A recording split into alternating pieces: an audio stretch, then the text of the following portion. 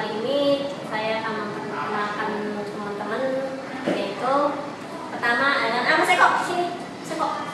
Ini Mas Eko. Nah, yang kedua ada Adit, sini Adit. Ini Adit. Nah, saya sendiri dengan Mary. Untuk kali ini kita ada tugas tentang penanganan sebuah teori atau penjelasan sebuah teori. Nah, tugas ini merupakan tugas dari mata kuliah teori komunikasi. Untuk kesempatan kali ini kita akan menjelaskan mengenai teori retorika. Hai. Untuk lanjutan, sama-sama saya akan menjelaskan mengenai teori retorika itu sendiri. Teori retorika itu dipopulerkan oleh Aristoteles pada tahun 427 sebelum Masehi.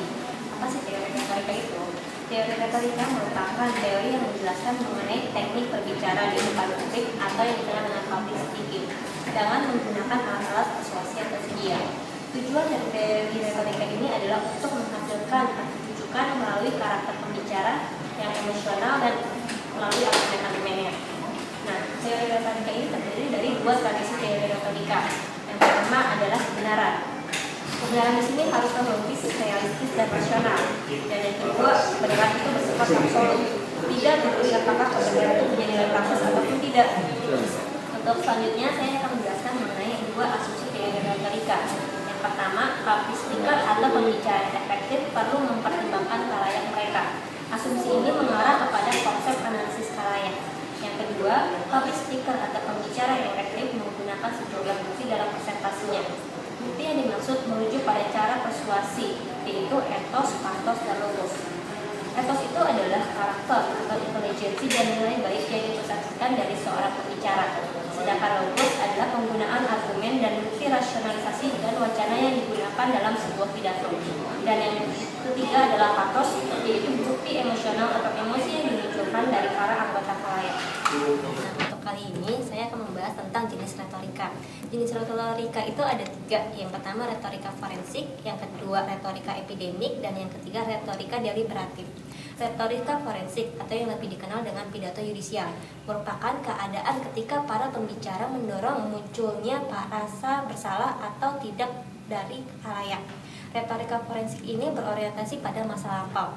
Contoh dalam retorika forensik adalah bahasa komunikasi saat diadakannya pra-peradilan atau pada saat di pengadilan. Yang kedua, retorika epidemik, yaitu lebih dikenal dengan pidato seremonial. Pidato jenis ini disampaikan kepada publik dengan tujuan untuk memuji, menghormati, menyalahkan, dan mempermalukan. Pidato ini membahas tentang isu-isu sosial yang ada pada waktu sekarang ini. Nah, yang ketiga adalah retorika deliberatif atau yang dikenal dengan pidato politis. Saat ini pembicara harus menentukan suatu tindakan yang harus diambil, tidak boleh dilakukan oleh khalayak atau berorientasi. Nah, pada retorika ini dilakukan pada masa yang akan datang tujuannya itu. Untuk kali ini kita akan membahas tentang kanon retorika. Kanon merupakan tuntutan atau prinsip yang harus diikuti agar pidato persuasif menjadi lebih efektif. Ada 5 tahapan mengenai kanon retorika. Yang pertama, penemuan. Dalam hal ini, penyusunan dari suatu argumen yang relevan dengan tujuan dari suatu pidato dengan menggunakan logika dan bukti. Yang kedua, pengaturan. Kemampuan pembicara untuk mengorganisasikan pidatonya terdiri dari pengantar, batang tubuh, dan kesimpulan. Yang ketiga adalah gaya. Penggunaan bahasa untuk menyampaikan ide dalam cara tertentu biasanya menggunakan majas metafora dalam teori retorika. Yang keempat, mengenai penyampaian. Presentasi nonverbal dari ide-ide seorang pembicara, misalnya kontak mata. Yang kedua adalah ejaan atau gerak tubuh dari sang pembicara. Yang kelima, ingatan. Dalam hal ini menyimpan penemuan, pengaturan, dan gaya di dalam benak si pembicara. Dengan ingatan seseorang, pembicara dapat mengetahui apa yang akan dikatakan dan kapan waktu yang tepat untuk mengatakannya. Nah, untuk sekarang kita akan membahas mengenai kelebihan dan kekurangan dari teori retorika. Yang pertama, mengenai kelebihan teori retorika ini adalah teori yang sangat sederhana, di mana terdapat hanya sumber yang mengirimkan pesan, pesan yang dikirim, dan penerima pesan. Untuk itu, dasar dan munculnya teori-teori komunikasi ini berasal dari teori retorika sendiri. Nah, untuk kelemahannya, ada 3 macam kelemahan dari teori retorika. Yang pertama, komunikasi dianggap sebagai fenomena yang statis. Yang kedua, munculnya persepsi yang salah bahwa suatu kegiatan itu selalu terstruktur dan disengaja. Dan yang ketiga, tidak membahas mengenai aspek-aspek nonverbal dalam persuasi yang berperan dalam proses komunikasi. Nah, sekarang kita udah masuk dalam tahap terakhir.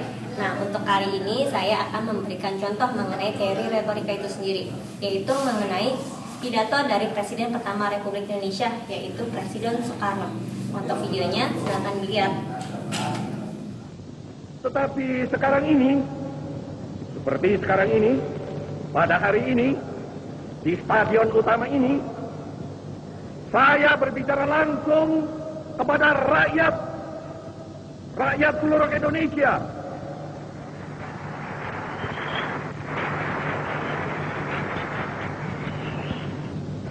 Bahkan juga langsung kepada seluruh dunia, dari timur sampai ke barat, dari utara sampai ke selatan. Saya sekarang tidak terutama sekali berbicara sebagai presiden mandataris, tidak sebagai presiden perdana menteri, tidak sebagai presiden panglima tertinggi. Saya berbicara di sini sebagai penyambung lidah rakyat Indonesia.